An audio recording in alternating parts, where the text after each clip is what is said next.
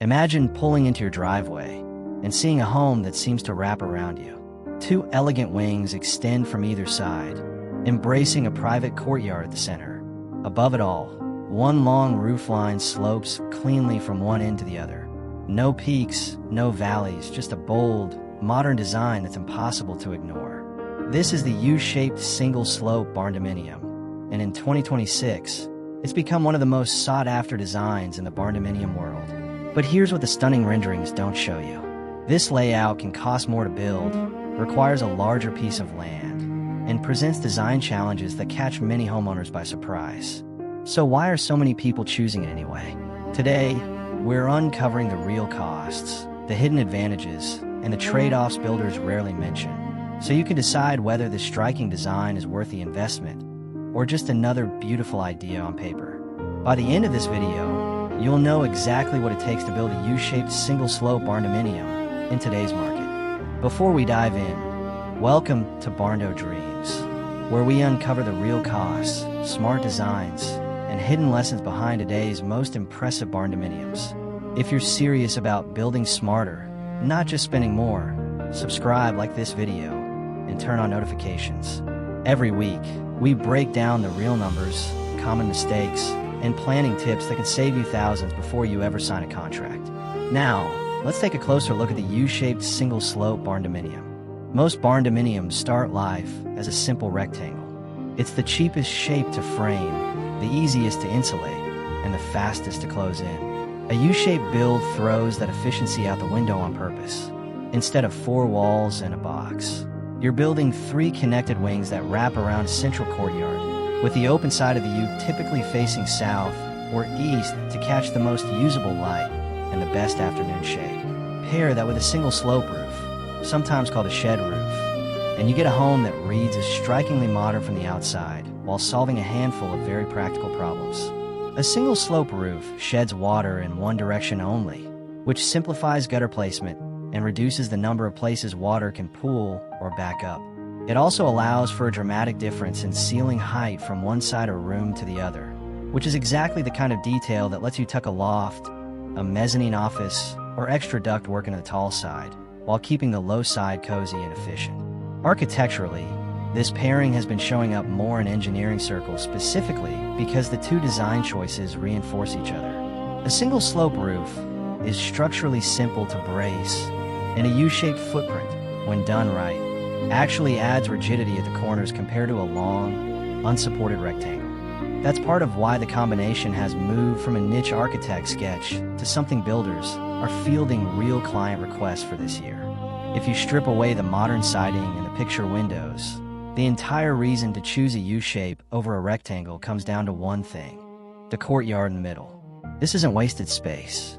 It's the organizing idea for the whole floor plan. A well-designed courtyard does 3 jobs at once. First, it creates privacy without a fence. Because the house itself wraps around 3 sides, the outdoor space is shielded from the street and from neighbors, so you get a genuinely private patio, pool, or garden without needing tall perimeter walls. Second, it pulls natural light deep into the home.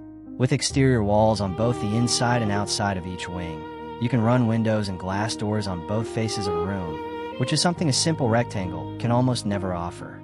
Third, it becomes a passive climate tool. The wings of the U can block prevailing wind, create a sheltered microclimate for plants that wouldn't survive elsewhere on the property, and set up genuine cross-ventilation that pulls a breeze through the house instead of trapping it. That said, the courtyard has to be designed for your actual climate, not just for the render. Builders working in hot, sun-baked regions have learned this the hard way. A courtyard with no shade structure can turn into a heat trap by early afternoon, radiating warmth back into the surrounding rooms instead of cooling them. The fix isn't complicated. Deeper roof eaves, a pergola, or strategic landscaping to break up direct sun exposure across the paving. Now, if you're already sketching out where your courtyard would go, pause for a second, because the next section is where most first-time Barndo builders get into real financial trouble. The cost gap between what a U-shape looks like it should cost and what it actually costs. Let's talk real numbers, because this is where a lot of Barndominium content gets dishonest. Across the industry in 2026, a fully finished Barndominium, any shape, is typically running somewhere between $115 and $365 per square foot, with most standard finish builds landing in the $150 to $200 range once you factor in a mid-grade interior. A basic kit shell alone, before any finish work, runs roughly $20 to $50 per square foot. Here's the part that matters for a U-shaped build specifically. Shape complexity is one of the biggest cost multipliers in Barndo construction, right alongside interior finish level. Every inside corner in a U-shaped footprint means additional structural steel, more roof flashing, and more places where the crew has to slow down and get the details right instead of running a straight wall. Industry cost guides consistently flag complex roof lines and unusual shapes as one of the fastest ways to push a build toward the upper end of the per square foot range. And a U-shape with a single slope roof checks both of those boxes at once. Realistically, budget for a U-shaped single slope Barndominium to land in the upper half of the standard cost range for your region. And don't be surprised if your contractor's bid comes in 10 to 20% higher per square foot than the same total square footage in a simple rectangle. On a 2,000 square foot home, that difference alone can mean tens of thousands of dollars before you've picked a single countertop. The good news is that the courtyard itself is typically not counted in your finished living square footage, since it's exterior space. That means you're paying premium framing costs for the shape, but you're not paying to heat, cool, drywall, or floor the courtyard, which helps offset some of the added structural cost. Foundation and site work add another layer worth budgeting for separately. A standard concrete slab typically runs $6 to $14 per square foot, but U-shaped footprint often means pouring multiple connected slab sections instead of one continuous rectangle, which can add labor time and extra control joint work that a simple shape skips entirely.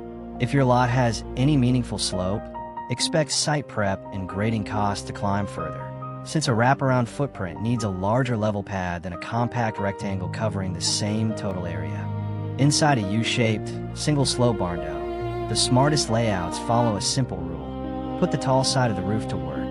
The high wall of a single-slope roof easily clears 9 or 10 feet, which is enough headroom for a loft, a sleeping mezzanine, or simply a great room with dramatic clear-story windows above the sight line of the low-side rooms. Builders are increasingly using that tall wing for the main living area and kitchen, while the lower, more compact wing across the courtyard handled bedrooms, where lower ceilings feel intentionally cozy rather than cramped. The base of the U, the section connecting the two wings, is often the best spot for a mudroom, laundry, or transition hallway, since it naturally separates the social wing from the private wing, without a single interior door needing to do all the work. One space optimization mistake shows up constantly, treating the courtyard as an afterthought instead of a room. The most functional U-shaped Barndos design the courtyard with the same intention as any interior space.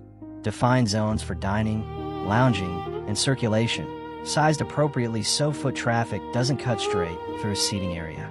A courtyard that's just a slab of concrete between two wings looks impressive in a listing photo and gets used exactly twice a year. The first mistake is underestimating lot size. A U-shape needs meaningfully more frontage and depth than a rectangle of the same square footage, and it doesn't work well on a narrow or heavily sloped lot without expensive grading. Confirm your setbacks and buildable area before you fall in love with a floor plan. The second is ignoring orientation. Face the open side of the U the wrong direction, and you'll either bake your courtyard in direct afternoon sun or lose it to shade for most of the day. Work backward from your local sun path, not from what looks best in a template rendering. The third is skimping on the corner connections. The inside corners where the wings meet the base of the U are structurally the most demanding part of the build. This is not the place to cut a corner, literally, with an inexperienced crew or a rushed framing schedule. Ask any contractor bidding your project specifically how they handle load transfer at those junctions. The fourth mistake is forgetting that more exterior wall means more insulation surface and more places for air leaks. A U-shape simply has more envelope than a rectangle of equal footage, so budget for a slightly higher insulation and HVAC line item than you would on a simpler shape. And don't assume a standard spray foam quote for a rectangular home will transfer directly.